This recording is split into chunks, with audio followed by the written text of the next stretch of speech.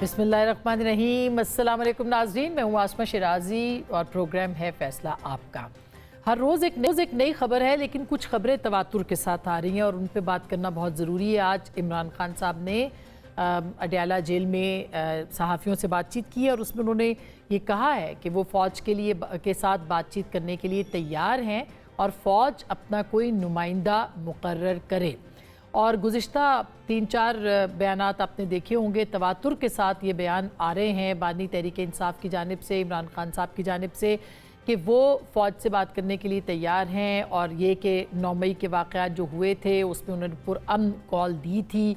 मुख्तलिफ इसके मानी निकल रहे हैं, लेकिन क्या फ़ौज भी उनसे बात करने के लिए तैयार है? और अगर ऐसा है तो हुकूमत कहाँ पे खड़ी होगी, हुकूमत कहाँ पे है, ये बहुत अहम होगा जानना। और इसके साथ साथ अगर मुक़्तदरा ने वाकई हामी भर ली है बातचीत के लिए, तो सूरत-ए-हाल कहाँ तक जा सकती है? हुकूमत को क्यों ख़दशा है कि उनका जो इंतखाब है वो कलअदम करार दिया जा सकता है? और इसी तरह से अगर आप देखें तो मुख्तलिफ हवालों से जो बयानात आ रहे हैं, जिस तरह के, और ख्वाजा आसिफ साहब ने हमारे प्रोग्राम में कहा कि सरगोशियाँ हो रही हैं कि अक्टूबर के अंदर जो है वो इंतखाबात के ऑडिट के हवाले से सुप्रीम कोर्ट में ये मामला आ सकता है। तो ये ख़दशात क्या हैं? ये क्या बर्फ़ पिघल रही है मुक़्तदरा और तहरीक इंसाफ के बीच में? क्या और हुकूमत इस सूरत में कहाँ खड़ी होगी? ये हुकूमत चलेगी, नहीं चलेगी? ये बहुत सारे सवालात हैं जिसके ऊपर आज के इस प्रोग्राम में हमने बात करनी है। हमारे साथ प्रोग्राम के पहले हिस्से में सेंटर इरफान सिद्दीकी मौजूद हैं, किसी तारुफ के मोहताज नहीं, और अगले हिस्से में हमारे साथ सेंटर हामिद खान साहब होंगे। तो सबसे पहले इरफान सिद्दीकी साहब से बात करते हैं। अस्सलाम वालेकुम इरफान साहब। जी वालेकुम अस्सलाम। इरफान सिद्दीकी साहब, आपने बात सुनी होगी, इमरान खान साहब कह रहे हैं कि मोहसिन नकवी से बात नहीं करूंगा। जब नुमाइंदे की बात हुई वो कहते हैं कि फ़ौज से बराह रास्त बातचीत करूंगा, इस्टेब्लिशमेंट से ही उनके ही किसी नुमाइंदे को मुकर्रर किया जाए। आप क्या समझ रहे हैं कि क्या आपको लगता है कि कुछ हालात बदल रहे हैं, तहरीक इंसाफ और मुक़्तदरा के बीच बातचीत का आगाज़ हुआ है, या कोई एक इशारे मिल रहे हैं दोनों तरफ से? ये इनके बयान के पीछे है क्या, इमरान खान साहब के इस बयान के पीछे? जी बहुत शुक्रिया आसमा। मामला ये है कि इस बयान के पीछे कुछ नहीं है। इस बयान के पीछे एक गहरे दर्जे की और इंतहा दर्जे की फ्रस्ट्रेशन है, मायूसी है। और जो हिकमत अमली उन्होंने अपना रखी थी जिस दिन से उनके ख़िलाफ़ अदम एतमाद की तहरीक हुई, कभी उन्होंने मुज़ाहरे करने हैं, कभी उन्होंने आर्मी चीफ़ का रास्ता रोकना है, कभी 9 मई करना है उन्होंने, कभी कुछ और करना है, कभी असम्बलियाँ तोड़नी है। ये सारे हरबों से गुज़र के अब उन्हें ख़्याल ये था कि जी अब मैं जेल में आ गया हूँ। उन्होंने 2-3 कॉल्स दी, जुमे के जुमे उन्होंने कहा जी कि मुज़ाहरे किए जाएँ। आपने देख लिया इस्लामाबाद में कितने मुज़ाहरे हुए, पाकिस्तान में कितने हुए। इस जुमा को कॉल दी और फिर इस्लामाबाद में तो ख़ुद ही वापस ले ली, लेकिन बाकी पूरे पाकिस्तान में क्या हुआ हमें कुछ पता नहीं है। अब 5 अगस्त की कोई कॉल है और मैं अभी कुछ देर पहले देख रहा था जी कि नहीं हम तो बस एक जलसा करेंगे। तो वो अवामी सैलाब जिसकी वो तवक्को रख रहे थे कि एक सुनामी उठेगा, वो अडयाला जेल का रुख करेगा और तिलपट कर देगा, वो भी मायूसी हो गई। तो अब एक एक करके उनके सारे पत्ते ख़त्म हो चुके हैं। अब वो चाहते हैं कि मैं उस दरवाजे पे दस्तक दूं जिस पे वो दे रहे हैं मुसलसल। ये कोई आज नई बात नहीं कही उन्होंने, ये आज शाम का उनका बयान है। कल शाम आप प्रोग्राम कर रही होंगी तो शायद कोई नया बयान आ जाए, इसके बिल्कुल मुतज़ाद आ जाए। तो लिहाजा, लेकिन एक चीज़ में तसलसल के साथ वो कह रहे हैं कि मैंने हुकूमत से बात नहीं करनी, चोरों से बात नहीं करनी, डाकुओं से नहीं करनी, पीपल्स पार्टी से नहीं करनी, MQM से नहीं करनी और PMLN से नहीं करनी। ये बात वो तसलसल से कह रहे हैं। अब आज उन्होंने खुल के कह दिया है। पहले एक अर्जी उन्होंने भेजी अपने एक नुमाइंदे के ज़रिए से, फिर दूसरी अर्जी अपनी अमशीरा के ज़रिए भेजी, फिर एक तीसरी अर्जी भेजी। इन तमाम अर्जियों के बाद अब वो ये कहते हैं, उन्होंने लुगत भी बदली, डिक्शनरी भी बदली। उन्होंने ये कहा जी कि न्यूट्रल के मानी पहले कुछ और होते थे, अब उन्होंने कोई नए मानी तख्लीक कर लिए हैं। तो इन सारी बातों से उनकी फ्रस्ट्रेशन झलकती है। सर, आपको नहीं लगता कि अगर वो ये कह रहे हैं तो इसके पीछे सिर्फ ये नहीं है कि वो अपनी ताकत जो है उसका मुजाहिरा नहीं कर सके, बल्कि वो ये चाहते हैं कि इस्टेब्लिशमेंट के साथ ताल्लुकात बेहतर हों? क्या बगैर किसी इशारे के इमरान खान साहब इतना आगे बढ़ के ये बात कर सकते हैं? और फिर यही नहीं, उन्होंने 9 मई का जो बयान है अगर देखा जाए तो एतराफ़ भी किया है कि पुरअमन कॉल दी थी। कल को वो इस मामले के ऊपर माफ़ी भी मांग सकते हैं फ़ौज से कि मैंने गलत किया था। तो ये तो एक बगैर इशारे के तो नहीं हो सकता, कुछ ना कुछ तो सीबीएम्स हुए हैं ना सर? नहीं, कोई सीबीएम्स नहीं हुए। ये खान साहब का एक पुराना तरीक़ाकार है, वो ये तासुर देते हैं जी कि हमारे मामलात तय हो गए हैं। उनकी जमात भी कह रही है। दूसरी तरफ से फ़ौज एक मुनज़्ज़म इदारा है। हम नहीं कहते हैं कि वो बात ना करें किसी के साथ। अगर फ़ौज मुनासिब समझती है तो खान साहब से करे बात। खान साहब तो दस्तक दे रहे हैं, लेकिन फ़ौज खुद एक नुक्ता नज़र और मौक़िफ़ अपना बहुत वाज़े कर चुकी है। लेटेस्ट जो प्रेस कॉन्फ्रेंस आई है ISPR की, उसमें भी आपने देखा है कि इनको या इनकी जमात को कौन सा लक़ब दिया गया है, मैं वो दोहराना नहीं चाहता। इससे पहले वो कह चुके हैं जी कि सियासतदानों से बात करें, हम बीच में नहीं आते हैं। वो वाज़े तौर पे इनकार कर चुके हैं। अब जिस तरह खान साहब की पॉलिसी बदल गई है, और पहले वो कह रहे थे जी कि ये फॉल्स फ्लैग ऑपरेशन है जो फ़ौज ने खुद कर लिया है हमें बदनाम करने के लिए। अब वो कहते हैं नहीं, हाँ मैंने कॉल दी थी लेकिन मैंने कहा था पुरअमन रहें। तो इसी तरह अगर फ़ौज के नुक्ता नज़र में कुछ सॉफ्टनेस आ जाती है और वो ये समझते हैं जी कि 9 मई और 200-250 ज़्यादा मकामात पे हमला करना, शहीदों की यादगारों को जलाना, उनकी अलामतों को तोड़ना कोई बात नहीं है, मामूली बात है, पॉलिटिकल एक्टिविटी है, तो ठीक है, हमें तो कोई एतराज़ नहीं है ना। पहले वो आपस में तय कर लें। अगर फ़ौज हमें कहती है जी कि खान साहब से हमारा मामला तय हो गया है, तो ठीक है, अगले इलेक्शन में खान साहब आ जाएंगे 5 साल बाद। अगर खान साहब कहते हैं जी कि मेरा मामला फ़ौज से तय हो गया है, तो इसका मतलब ये थोड़ा ही है कि कल हम घर चले जाएंगे या कोई इनकलाब आ जाएगा। वो करते रहें खान साहब। लेकिन मैं जो मेरी मालूमात भी हैं, और मैं पाकिस्तान की सियासत का एक तालिब इल्म हूँ पिछले तवील अरसे से, मैं पूरे दावे के साथ कह सकता हूँ कि खान साहब की ये सारी फुलझड़ियाँ और ये सारी हवाइयाँ, ये सारी आतशबाजी अवाम की आंखों में धूल झोंकने के लिए है, अपने फॉलोअर्स की आंखों में धूल झोंकने के लिए है, अपने जो लीडर्स हैं उनको तसल्लियाँ देने के लिए। उन्हें कहीं से कोई CBM नहीं मिले हैं, उन्हें कहीं से कोई इशारा नहीं मिला है। आप देख लीजिएगा कि 4 दिन के बाद उनका मौक़िफ़ क्या होता है। लेकिन इरफान सिद्दीकी साहब, देखें ना, जिस जगह पे इस वक्त मुक़्तदरा खड़ी है, एक गैर मकबूलियत और फिर तनकीद, और जिस तरह से एक मकबूल तरीन जमात जो है उनके खिलाफ प्रोपेगेंडा करती है, ये जो इल्ज़ाम लगाती है कि भाई हमारे खिलाफ प्रोपेगेंडा हो रहा है, और वो जमात जो है वो सामने खड़ी है उनके, तो ये क्यों इस्टेब्लिशमेंट नहीं चाहेगी कि उसको राम किया जाए कुछ CBMs, कुछ लो और दो की बुनियाद के ऊपर, कोई सोशल मीडिया के ऊपर उनकी तरफ से भी देखा जाए तो पिछले कुछ हफ्ते से बयानात में कमी है, ट्रोलिंग में थोड़ी कमी है, और हो सकता है मेरी ऑब्जर्वेशन गलत हो, लेकिन ये पहला CBM के तौर पे ये सामने आ सकती है ये बात। तो क्यों नहीं चाहेगी इस्टेब्लिशमेंट कि हम तहरीक इंसाफ से डायरेक्टली जो है वो बात करें? देखिए, ये बात तो ISPR के जो DG साहब हैं उन्होंने कहा है कि अब हम तसलसल से सहाफ़ियों से मिला करेंगे और फ्रीक्वेंसी हमारी ज़्यादा हो जाएगी। अगली मीटिंग में आप ज़रूर जाएं और आप उनसे ये सवाल जो मुझसे कह रही हैं वो ज़रूर उनसे पूछें, वो उसकी वजाहत करेंगे। जहाँ तक मैं एक सियासी कारकुन की हैसियत से जानता हूँ कि CBMs हो सकते हैं अगर मामलात सियासत के दायरे से या उसकी लकीर से कोई थोड़े से दाएँ बाएँ निकल जाएँ। अगर मामला आप ये करते हैं कि जी 200-250 मकामात एक बगावत करते हैं, फ़ौज अपने अफसरों को सज़ा दे चुकी है, घर बेच चुकी है, उनकी पेंशनें ज़ब्त कर चुकी है, उनको पनिश कर चुकी है इसी जुर्म के अंदर, और उस जुर्म के अंदर अगर वो CBMs करती है तो फिर इसकी क्या गारंटी होगी कि कल कोई और जमात आज 250 पे हमला हुआ है, कल कोई 300 पे एक जत्था लेके आ जाए, वो कहे जी हम बड़े मकबूल हैं, यरगमाल बना ले रियासत को। कहाँ जाएगा आपका आइन, कहाँ जाएगा कानून, कहाँ जाएंगे ज़ाब्ते? तो पाकिस्तान, ये आज की बात, कोई ऐसी टेंशन नहीं है, फ़ौज को कोई मुश्किल दरपेश नहीं है, फ़ौज के ख़िलाफ़ अवाम नहीं है। अगर खान साहब ये तासुर दे रहे हैं तो वो निकालें लोगों को कि आएँ फ़ौज के ख़िलाफ़ हम कल मुज़ाहरा करते हैं। मैं देखता हूँ कितने लोग निकलते हैं। ये खान साहब का एक बयानिया है जो वो अपने उससे बताते रहते। एक दिन वो ऐलान करके देखें कि जी मैं कल इस फ़ौज के ख़िलाफ़ अवाम को आवाज़ दे रहा हूँ, वो निकलें अपने शहरों से, गांव से, देहात से, कस्बों से, गलियों से, कूचों से और मुज़ाहरा करें, तो मैं देखता हूँ कि कितने पॉपुलर हैं वो।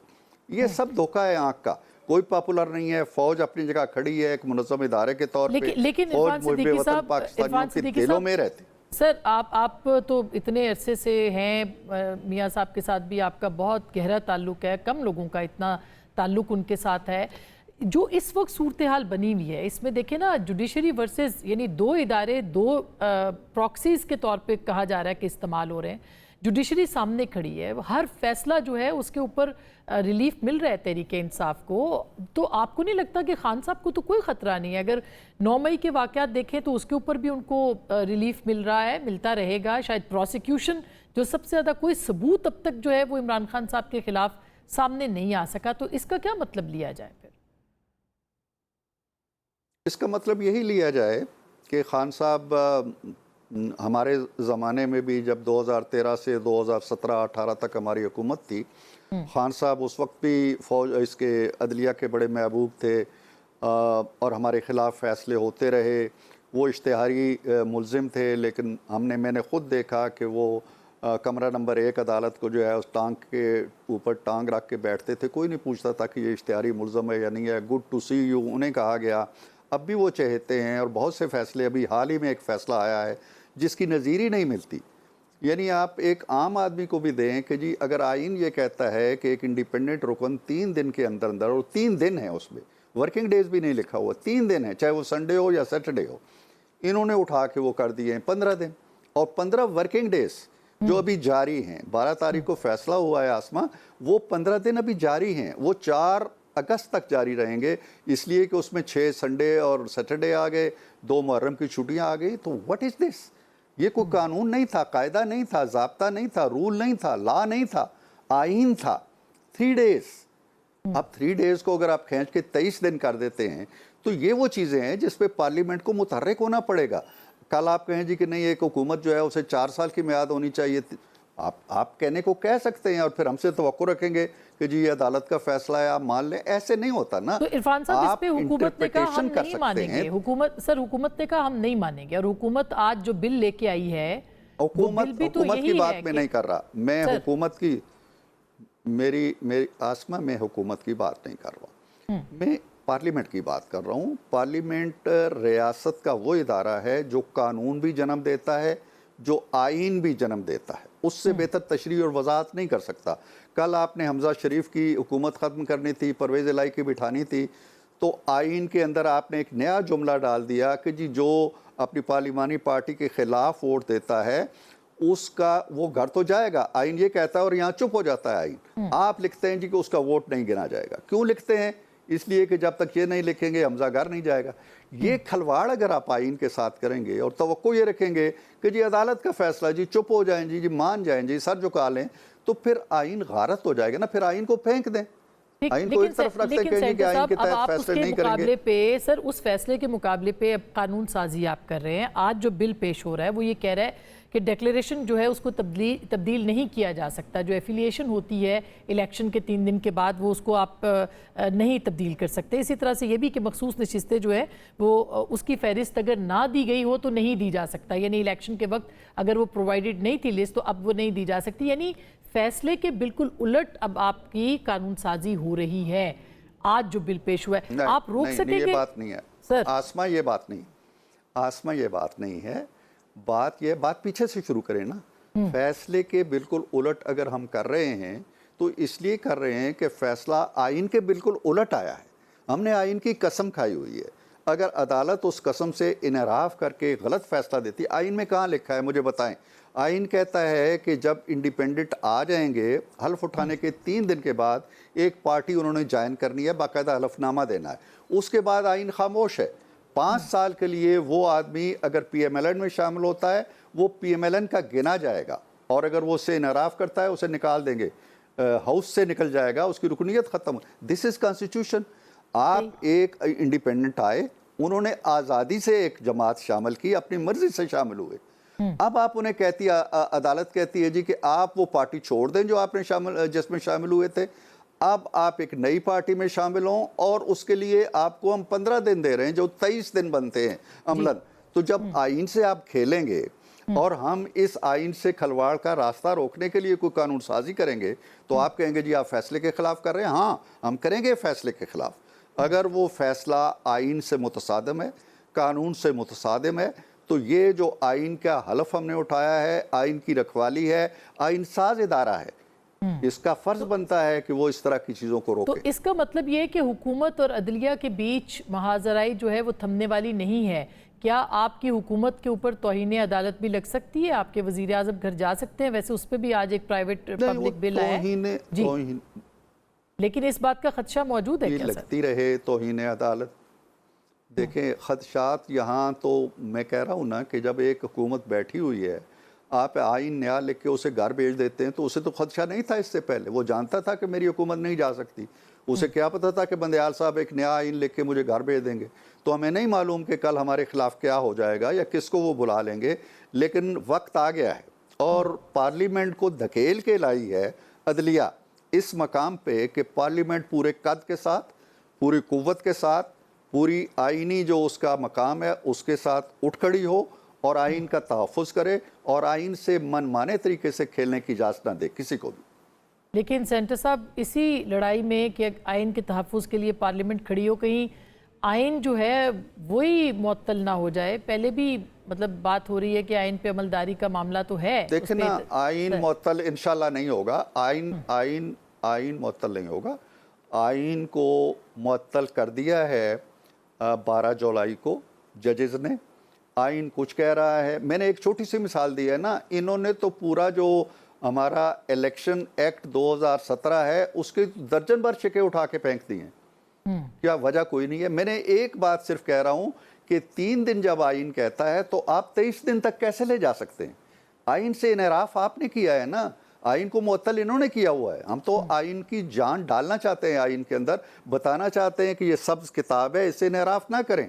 लेकिन सर अभी तक आप तो इनराफ वाज़े कर रहे हैं ना। हमने जी अभी तक रिव्यू पिटीशन मतलब नहीं, रिव्यू पिटीशन देखे ना, जमा तो हो गई है, सुनी नहीं गई।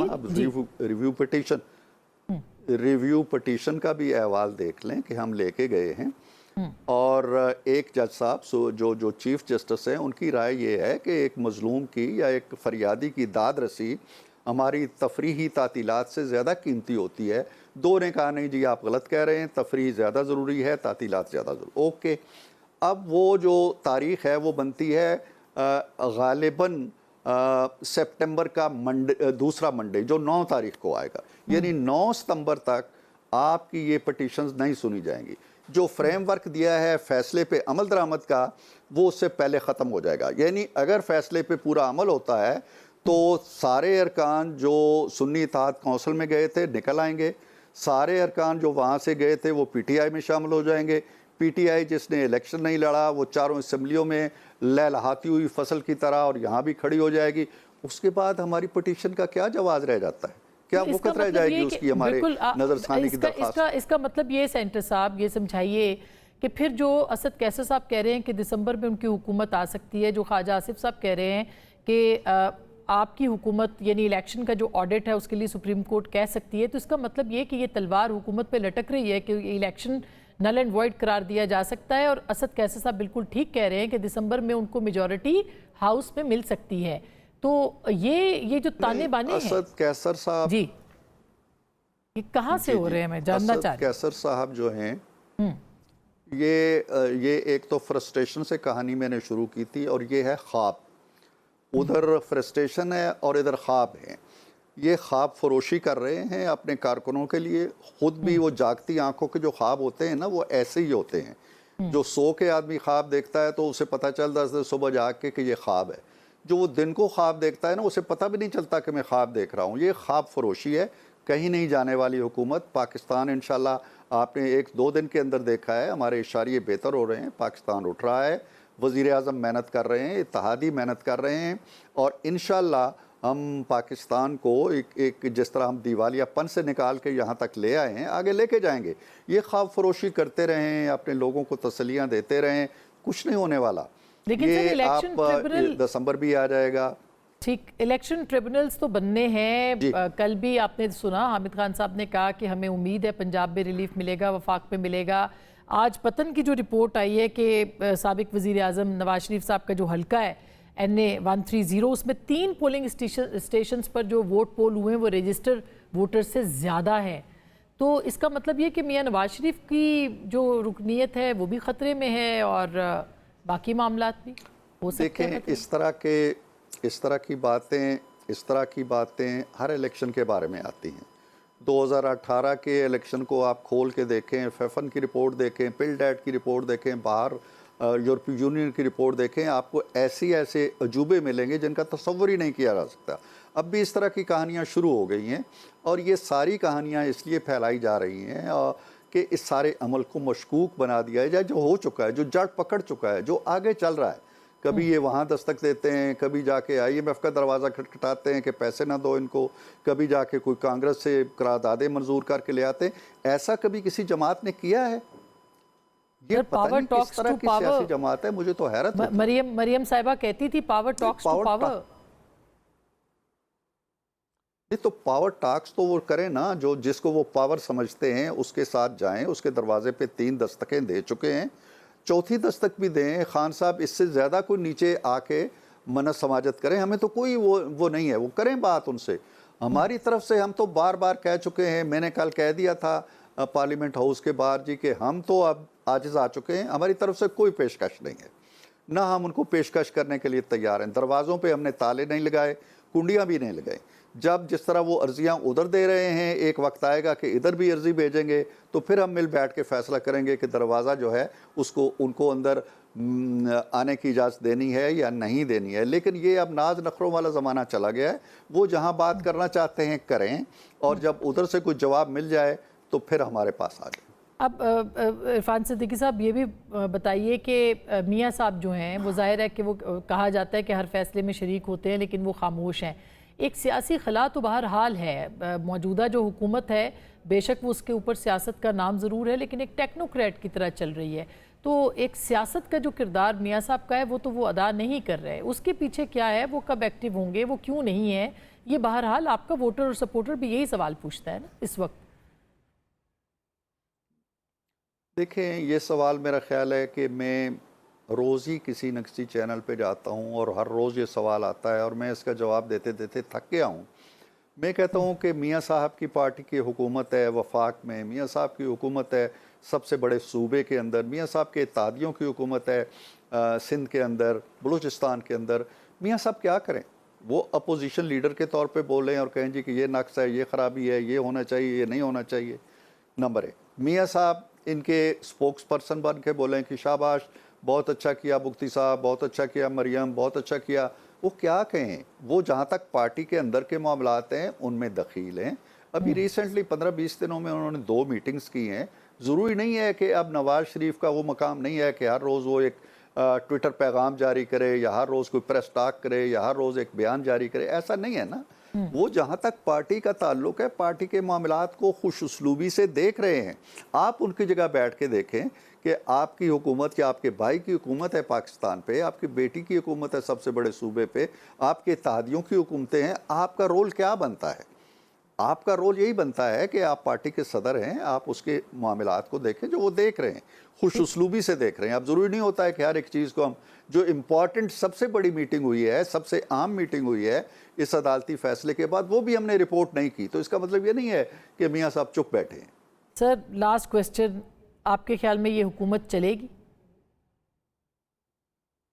मैं तो कह चुका हूँ, मैं तो बड़े अल्लाह ताला, मेरा ख्याल है कि इस मुल्क के लिए आसमां बड़ा ज़रूरी है। हुकूमतें आती हैं चली जाती हैं, हुकूमत ये चली जाए सपोज़ 10 दिन के बाद, फिर क्या होगा?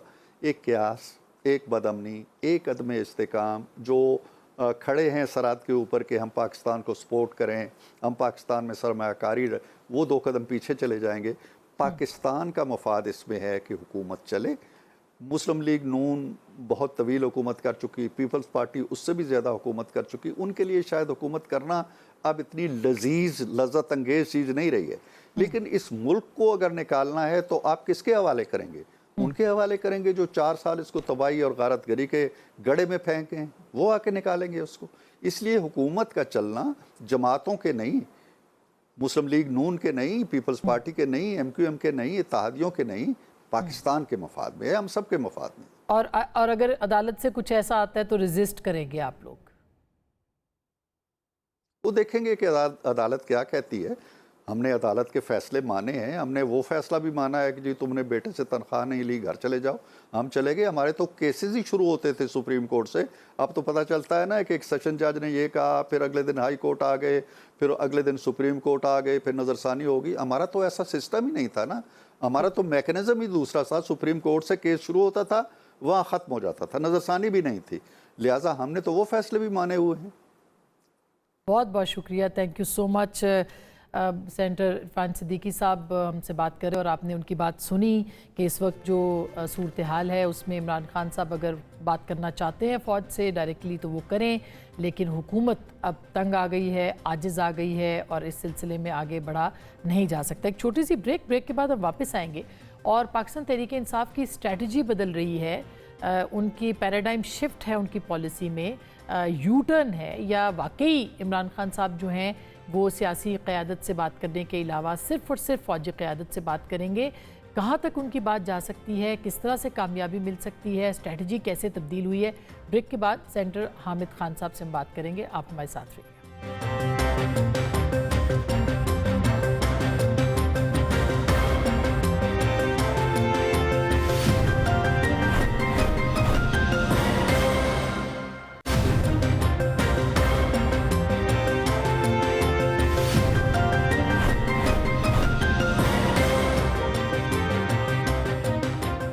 Welcome back. एक दफ़ा फिर आपको खुश आमदीद कहते हैं। हमारे साथ इस वक्त सेनेटर हामिद खान साहब मौजूद हैं, उनसे हम बात करते हैं। अस्सलाम वालेकुम खान साहब।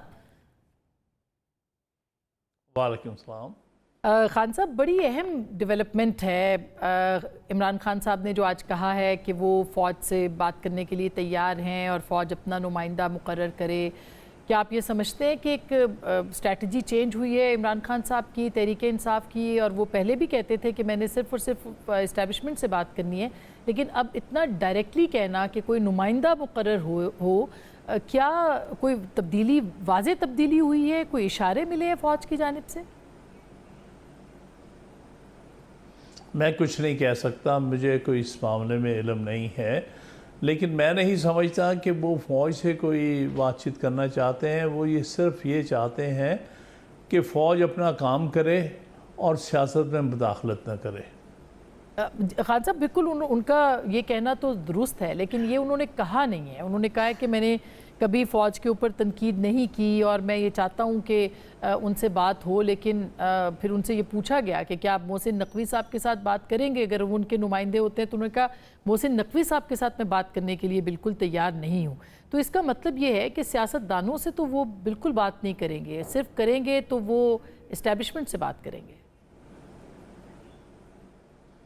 देखिए, इस्टेब्लिशमेंट का तो सिर्फ यही इस हद तक रेलेवेंस है कि आप क्यों पार्टीज़न हो रहे हैं, ये आपका काम नहीं है। आइन कहता है कि आपका काम सिर्फ मुल्क का दिफा है और आप उस पर अपने आप को फोकस करें। आप सियासत में किसी तौर भी मुलविस ना हों, और ये आपके आइनी रोल के भी ख़िलाफ़ है। आइन में जब आप एक कसम उठाते हैं, जो ओथ लेते हैं, उसमें आप कहते हैं कि मैं किसी किस्म की भी सियासी एक्टिविटी में हिस्सा नहीं लूँगा। उनका मतलब यही है कि हम आपको कहना चाहते हैं कि आप जो आइन में आपके लिए कहा है और जो आपने आइन के तहत ओथ ली है, आप स्ट्रिक्टली उसी को अबाइड बाई करें और सियासत में हिस्सा ना लें। सियासत में हम अपने मामलात को सियासी तौर पर आइन के और कानून के मुताबिक तय करेंगे। खान साहब, बिल्कुल आप जैसे जो डेमोक्रेट हैं वो ज़ाहिर है हमेशा से इसके ऊपर बात करते रहे, लेकिन इमरान खान साहब के ऊपर तो इल्ज़ाम है कि उन्होंने इस्टेब्लिशमेंट का कंधा इस्तेमाल भी किया और उसके बाद अब भी वो कह रहे हैं कि पहले वो कहते थे कि न्यूट्रल जानवर होते हैं, यानी हुकूमत के साथ फ़ौज को होना चाहिए। अब वो कहते हैं कि न्यूट्रल हो जाए, फिर वो कहते हैं न्यूट्रल तो गैर सियासी होता है। तो क्या आपको लगता है कि क्लैरिटी नहीं है, कन्फ्यूजन है तहरीक इंसाफ के बानी के पास, इमरान खान साहब के पास, या बाय स्ट्रैटेजी वो ये बात कर रहे हैं कि फ़ौज जो है वो न्यूट्रल हो जाए? देखिए, मैं समझता हूँ कन्फ्यूजन अब नहीं है, पहले होगा लेकिन अब नहीं है। अब काफ़ी इस मामले में क्लैरिटी है कि फ़ौज का सियासत में कोई रोल नहीं होना चाहिए। लेकिन फिर वो बात भी सिर्फ और सिर्फ इस्टेब्लिशमेंट से करना चाहते हैं। क्योंकि इस्टेब्लिशमेंट की वजह से आज ये सूरत हाल पैदा हुई है जिससे मुल्क एक सियासी बहरान से गुज़र रहा है। अगर वो पार्टीज़न ना होते और 8 फरवरी के जो इंतखाबात हैं उनके रिज़ल्ट तब्दील ना कराए गए होते तो शायद ये सूरत हाल आज ना पैदा होती। तो आप ये समझ रहे हैं जो क्लैरिटी आई है वो क्लैरिटी के पीछे वजह क्या है? क्योंकि 9 मई के बयानात के ऊपर भी उन्होंने ये कहा है कि कॉल जो थी वो दी गई थी और उन्होंने दी पुरअमन कॉल थी। क्या वो वजह है या सोशल मीडिया के ऊपर घेरा तंग हो रहा है वो वजह है? इस क्लैरिटी की वजह क्या आपको नज़र आ रही है? क्लैरिटी की वजह वो तजर्बा है जिससे वो गुजरे हैं। खान साहब वो तजुर्बा क्या है? तजर्बा ये है कि जब आप इस्टेब्लिशमेंट के कंधे पर चढ़ के इक़्तिदार लेते हैं तो फिर वो उसी तरह से इक़्तिदार से आपको बाहर निकालते हैं जिस तरह से इक़्तिदार एक पार्टी को दे के फिर उनको हटाते हैं, फिर दूसरी पार्टी को दे के फिर उनको हटाते हैं। ये खेल जो इस मुल्क में 70 साल से चल रहा है उससे पाकिस्तान की एंटिटी को, पॉलिटी को बहुत नुकसान पहुंचा है। आज भी अगर हमारी इस्टेब्लिशमेंट इस बात को समझ जाए कि उनका पॉलिटिकल रोल नहीं होना चाहिए, फ्री एंड फेयर इलेक्शंस कराएं, उनके दुरुस्त रिजल्ट्स दें और इक़्तिदार जो है इलेक्शंस के जो दुरुस्त रिजल्ट्स की बुनियाद पर मुंतकिल किया जाए तो मैं समझता हूँ मुल्क अपने पाँव पे खड़ा हो जाएगा और आइन और जमहूरियत के असूलों पर चलने लग जाएगा। ये तो बहुत अच्छी बात है, लेकिन जाहिर है कि आप जैसे कह रहे हैं कि तजुर्बे से उन्होंने सीखा कि इस्टेब्लिशमेंट का कंधा इस्तेमाल नहीं करना चाहिए, सारी सियासी जमातें उन्हें किया भी है। लेकिन आपको नहीं लगता कि इमरान खान साहब ने जो 2018 में कंधा इस्तेमाल किया था वो उसके ऊपर भी अपनी गलती तस्लीम करें और वो कहें कि हमने भी गलत कंधा इस्तेमाल किया था और जुडिशरी जो थी वो नेक्सस थी इस्टेब्लिशमेंट की उस वक्त की और उसने अपने गलत जो काम किए थे उसका पाकिस्तान को खमियाजा भुगतना पड़ रहा है? तो खान साहब आपको नहीं लगता कि फिर पूरा सच बोलना चाहिए, आधा सच नहीं बोलना चाहिए? देखिए, मैं समझता हूँ कि सारी बात बड़ी वाज़ेह होती हैं तारीख़ में। आप तारीख़ का फ़्लो देख के आप समझ जाते हैं। खामखा इतने ज़्यादा डिटेल्स में जाने की क्या ज़रूरत है? क्यों आप चाहते हैं कि किसी को बारहा इस किस्म की बातों में मजबूर किया जाए? जो मामला आपके सामने जिस तरह चल रहा है, जो रवैया है, जो आज मैंने आपको एक्सप्लेन कर दिया है, मेरे नज़दीक तो वो काफ़ी है, जामे है। समझदार लोग समझ जाते हैं क्या बात हुई है और क्या बात की गई है। लेकिन अभी जैसे बहुत सी बात हो रही है जुडिशरी के हवाले से भी सर, और जुडिशरी का अभी फैसला भी आया। आज आपने देखा होगा कि कानून साजी भी मखसूस नशिस्तों के हवाले से प्रपोज़ की है गवर्नमेंट ने, जिसमें कि कहा गया है कि डिक्लेरेशन 3 दिन के अंदर जो था वही और मखसूस नशिस्तों की जो फहरिस्त पहले थी वही तस्लीम होगी। इसका मतलब ये है कि जुडिशरी जो है उसके अहकामात को हुकूमत मानने के मूड में नहीं है। तो फिर आपको एक और तसादुम नज़र आता है कि वो उस तसादुम की तरफ जो है वो बढ़ा जा रहा है? बिल्कुल, ये हुकूमत क्योंकि नाजायज़ तौर पर हुकूमत कायम की गई है, हारे हुए लोगों को जिता कर उनकी हुकूमत बनाई गई है, तो वो अपने आप को इक़्तिदार में रखने के लिए हर हथकंडा इस्तेमाल करेगी। जो लेजिस्लेशन की शक्ल में वो करने की कोशिश कर रहे हैं बिल्कुल नाजायज़ है, उससे मुल्क को बहुत बड़ा नुकसान होगा। उनको चाहिए कि जो सुप्रीम कोर्ट की जजमेंट, जो सुप्रीम कोर्ट की डायरेक्शन, उस पर मनोअन अमल किया जाए। यही एक रास्ता है आइनी अमलदारी को आगे लेके जाने का। लेकिन आपको ज़ाहिर है कि हुकूमत कहती है, आपने भी थोड़ी देर पहले इरफान सिद्दीकी साहब को भी सुना होगा, इससे पहले ख्वाजा आसिफ भी कह चुके हैं कि मुज़ाहमत करेंगे, आखिरी हद तक जाएंगे, और वो तस्लीम नहीं करते तो फिर आपको ख़दशा है कि सिस्टम भी डीरेल हो सकता है? ये डीरेल करने की पूरी कोशिश कर रहे हैं क्योंकि इन्हें पता है कि ये हम इलेक्शन हारे हुए हैं। किसको नहीं पता ख्वाजा आसिफ साहब डार की वालदा से बुरी तरह हारे हुए हैं 28,000 वोट का से, और वो किस मुँह से कहते हैं कि मैं मुंतखब MNA हूँ। ये एक एग्ज़ाम्पल दे रहा हूँ, इस किस्म के बेशुमार एग्ज़ाम्पल्स। तो आप क्यों नहीं चाहते कि ट्राइब्यूनल्स अपने काम जो हाज़र जजों पर आगे लेके ना जाएं? आप क्यों लेजिस्लेशन करते हैं कि रिटायर्ड जजेस को इलेक्शन कमीशन जो है वो मुकर्रर करे? क्यों ना हाई कोर्ट अपने जजेस को इस काम के लिए मुकर्रर कर सके? तो ये हर चीज़ नज़र ये आ रही है कि वो आइन के दायरे से बाहर निकलकर, जमहूरियत के असूलों से बाहर निकलकर सिर्फ अपना इक़्तिदार कायम रखने के लिए करने को तैयार हैं। लेकिन आपको लगता है कि ट्रिब्यूनल्स जो है वो कायम हो जाएंगे, और जो ख़तरा या ख़दशा ख्वाजा आसिफ साहब ने ज़ाहिर किया कि अक्टूबर में सरगोशियाँ हो रही हैं कि जो इलेक्शन का ऑडिट है वो हो जाएगा और कलअदम करार दिया जा सकता है इलेक्शंस को, ये ख़दशा मौजूद है अपनी जगह पे इस वक्त? आपको भी ऐसा महसूस होता है? जी, खदशे की बात नहीं है, ये तो एक इंसाफ की बात है। ये इलेक्शन का ऑडिट होना चाहिए। मैं ये नहीं कहता हूँ कि कल हो जाए, हो सकता है ये ट्राइब्यूनल्स इस नतीजे पहुँचे कि फ़लाँ नशिस्तों पर गलत काउंट हुई है और उसके नतीजे में दुरुस्त काउंट ये थी, और इसलिए जो सही माने में मुंतखब आदमी है उसको डिक्लेयर कर दिया जाए मुंतखब शुदा।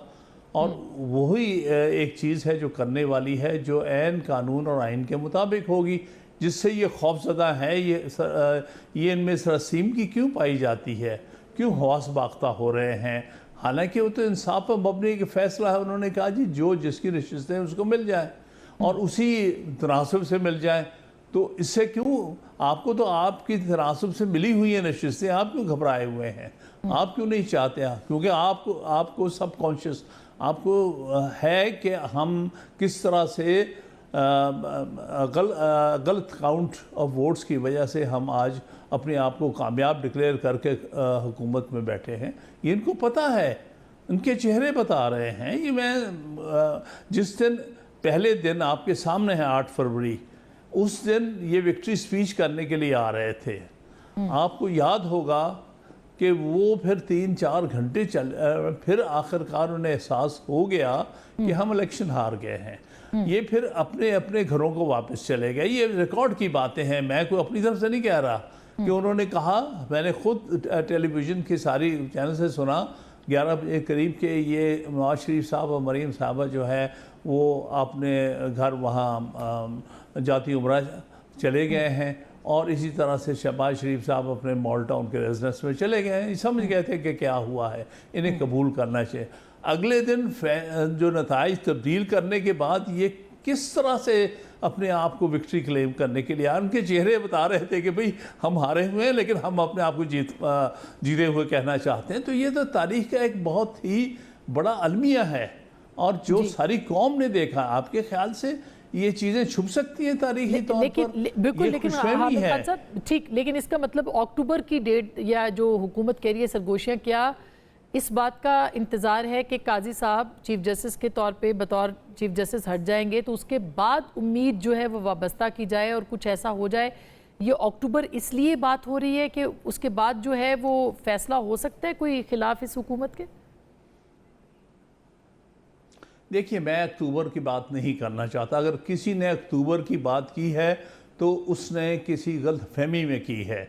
मेरे नज़दीक अक्टूबर कोई डेडलाइन नहीं है, ना उसके बाद कोई चीज़ है, ना उससे पहले कोई चीज़ है।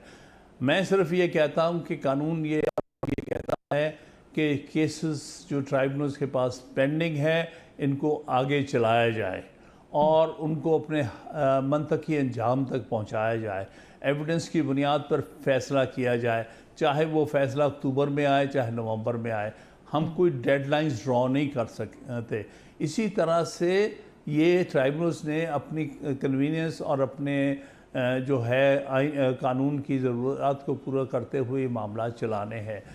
तो मेरे ख्याल में अगर किसी ने अक्टूबर वगैरह का जिक्र भी किया है तो उसने अपने तौर पर किया होगा, ये कोई पार्टी की पॉलिसी नहीं है। तो इसका मतलब है कि आम इंतखाबात के दोबारा इनकाद के ऊपर तहरीक इंसाफ जो है वो मुतालबा रखेगी और रख सकती है? नहीं, मेरे नज़दीक कई सारे मामलात हैं। मिसाल के तौर पर अगर ट्राइब्यूनल्स अपने फ़ैसले दे दें और सही माने में एक इलेक्शन का ऑडिट हो जाए, मतलब कंस्टिट्यूंसी वाइज, और उसके मुताबिक फ़ैसले हो जाएं और जो हकदार थे, जो मुंतखब थे 8 फरवरी को, उन्हीं को जो है मेंबर तस्लीम कर दिया जाए और जो नाहक बैठे हुए हैं इतने महीनों से उनको हटा दिया जाए, तो उस सूरत में यही असम्बलियाँ जो हैं उनकी लिजिटिमेसी, जायज़पन कायम हो जाएगा। वरना तो फिर रास्ता कोई नहीं रह जाएगा। फिर तो नया इलेक्शन ही हो सकता है ना। लेकिन आप उस पॉसिबिलिटी को अभी भी ख़त्म कर सकते हैं अगर आइन और कानून पर चलते हुए आप ये फैसले जो पेंडिंग फैसले हैं ट्राइब्यूनल्स के सामने उनको ऑनेस्टली और जस्टली कर लें।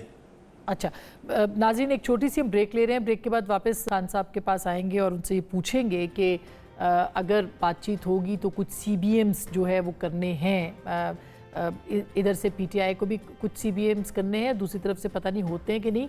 वो CBMs PTI क्या कर सकती है, माइनस इमरान भी कहा जा रहा है कि गुफ्तगू हो सकती है, क्या इसमें हकीकत है या नहीं? ब्रेक के बाद इस पर बात करेंगे, हमारे साथ रहिएगा।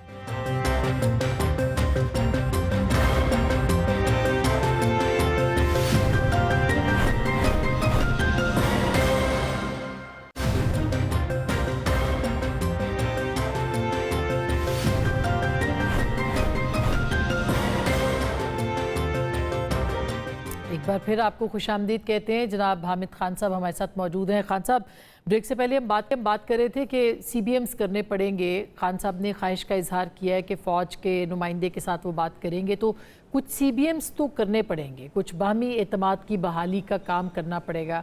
वो कहाँ से शुरू हो सकता है आपके ख्याल में, अगर सिर्फ फ़ौज से बात करनी है? देखिए, इस सिलसिले में मैं मुनासिब आदमी नहीं हूँ बात करने के लिए, क्योंकि मैं तो समझता ही हूँ फॉर्मली कि फ़ौज से सियासी कोई बात नहीं करनी चाहिए। इस हद तक ही मैं समझता हूँ ये बात हो सकती है कि भाई आप अपने काम से काम रखें, जो आइन ने आपको रोल दिया है उसी पर आप कायम रहें, आप सियासत में अपने आप को किसी तौर पर इन्वॉल्व ना करें। और मेरे नज़दीक कोई मज़ीद बात करनी, उनको पॉलिटिकल इक्वल समझ के बात करनी मेरे नज़दीक मुनासिब नहीं है। तो जाहिर है कि इमरान खान साहब तो उन्हीं से सिर्फ बात करना चाहते हैं, वो पॉलिटिकल लोगों से या पार्लियामेंट के अंदर ये मामला नहीं लाना चाहते, वो सियासतदानों को इस काबिल नहीं समझते कि उनसे बात हो। तो खान साहब, आप एडवाइस क्या करेंगे? क्योंकि एक मरतबा फिर जो आप कह रहे हैं उन्होंने तजुर्बा किया, आप फिर एक मरतबा फिर उसी तजुर्बे की तरफ तहरीक इंसाफ जो है या इमरान खान साहब जो है वो बढ़ना चाहते हैं। नहीं, मेरे ख्याल में ये जो असम्पशन है आपकी ये दुरुस्त नहीं है। यानी कि वो ऐसा वो इस्टेब्लिशमेंट को दोबारा इस्तेमाल करके इक़्तिदार में नहीं आना चाहते? नहीं, वो अवाम के मैंडेट के ज़ोर पर आना चाहते हैं, तो वो और आए हुए हैं। सिर्फ उनको उससे डिनाई किया हुआ है इस्टेब्लिशमेंट की कुव्वत की बुनियाद पर।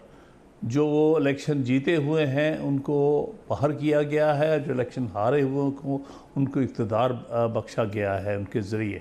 तो उसको अंडू करना जो है वो कोई इस्टेब्लिशमेंट से कोई फेवर मांगने वाली बात नहीं है, बल्कि ये आइन का तकाजा है कि हाँ, जो इलेक्शन जीते, जिसको मैंडेट कौम और अवाम दे, वोटर दे, उसी को इक़्तिदार मिलना चाहिए। लेकिन उसके तो बहुत से रास्ते हैं ना, वो तो अदलिया भी है, वो पार्लियामेंट भी है, वाई इस्टेब्लिशमेंट से? नहीं, वो तो बात सिर्फ इस हद तक है कि जी हाँ, आप अपने आइनी रोल तक महदूद रहें, उससे आगे मैं कुछ नहीं समझता। नहीं कोई बाकी तो अदलिया के पास ही हम सारा मामला लेके गए हैं। आपके सामने जो फैसला अदलिया का आया है, अब सुप्रीम कोर्ट से बड़ी अदालत तो दुनिया में यही नहीं है ना। तो सुप्रीम कोर्ट के फैसले के ख़िलाफ़ जितनी इन्होंने बदहवासी दिखाई है, और कभी कहते हैं हम पार्टी बैन कर देंगे, कभी कहेंगे हम नहीं मानते सुप्रीम कोर्ट की बात। आप कैसे सुप्रीम कोर्ट के बात को नहीं मानेंगे? किस तरह से आप आइन से इनहराफ करेंगे? क्योंकि ये तो सुप्रीम आइन ने कह दिया है कि आपको सुप्रीम कोर्ट की बात माननी है और उसके हर फैसले पर अमल दरामद करना हर एग्जेक्टिव बॉडी का फ़र्ज़ है। तो इसलिए ये जो बातें बाद में की गई हैं, जिस तरह से अदलिया को थ्रेटन करने की कोशिश की है, जो आपके सामने बयानात आए, हम तो है ही अदलिया के पास दो चीज़ें। एक तो हम कहते हैं कि जो फैसला आया 12 जुलाई का, उस पर अमल दरामद मुकम्मल तौर पर, जिसको अंग्रेजी में लेटर स्पिरिट करे। दूसरा हम कहते हैं जो जुडिशल ट्राइब्यूनल्स मुकर्रर किए गए हैं उनको काम करने दें और उनको अपने हतमी नतीजे पहुंचने दें। और तो खान हम साहब, तो ये जो अदलिया कानून साजी, से ही ये जो इंसाफ लेने जा रहे हैं। जी, कानून साजी जो कर रही है हुकूमत मखसूस नशिस्तों के हवाले से इलेक्शन एक्ट में, क्या पीटीआई उसको चैलेंज करेगी, कोर्ट में ले जाएगी, और क्या वहाँ से भी कोई स्ट्राइक डाउन हो सकती है? क्या वज़ीर आज़म पे भी तौहीन अदालत लग सकती है? क्यों नहीं लग सकती? पहले नहीं लगी क्या वज़ीर आज़म पे? और एक वज़ीर आज़म को घर जाना पड़ा था तौहीन अदालत लगने के बाद, तो क्यों नहीं हो सकता है? अदलिया को करना पड़ेगा। अगर इस तरह से अदालती अहकामात को इस तरह से रौंदा गया एक गलत बदनीयती पे अपनी लेजिस्लेशन से, तो अदलिया को अगर मुल्क बचाना है और अपने आप को एक आइनी अदारे के तौर पर चलाना है तो ये करना पड़ेगा। और इसके लिए सुप्रीम कोर्ट का दरवाज़ा खटखटाया जाएगा अगर ये कानून साजी होती है? बिल्कुल, मैं समझता हूँ कि ये कानून साजी बुनियादी तौर पर गैर आइनी होगी और इसका मकसद जो है और अमल जो है वो बदनीयती पर मबनी होगा। बहुत बहुत शुक्रिया, thank you so much. Hamid Khan साहब सीनियर रहनुमाओं में से हैं, पाकिस्तान तहरीक इंसाफ के मारूफ कानूनदान भी हैं, अब सेनेटर भी हैं। उनकी गुफ्तगू आपने सुनी कि इस्टेब्लिशमेंट से बातचीत जो है वो एक मतवाज़न क़ुव्वत के तौर पर वो उसकी फेवर में नहीं, मगर इस्टेब्लिशमेंट से ही बात करना पड़ेगी कि वापस आया जाए। और इसी तरह से अगर इस तरह की कोई कानून साजी होती है तो हुकूमत उसको पाकिस्तान तहरीक इंसाफ उसको चैलेंज करेगी और सुप्रीम कोर्ट में तौहीन अदालत भी हो सकती है। गुफ्तगू आपने सुनी, फैसला आपका।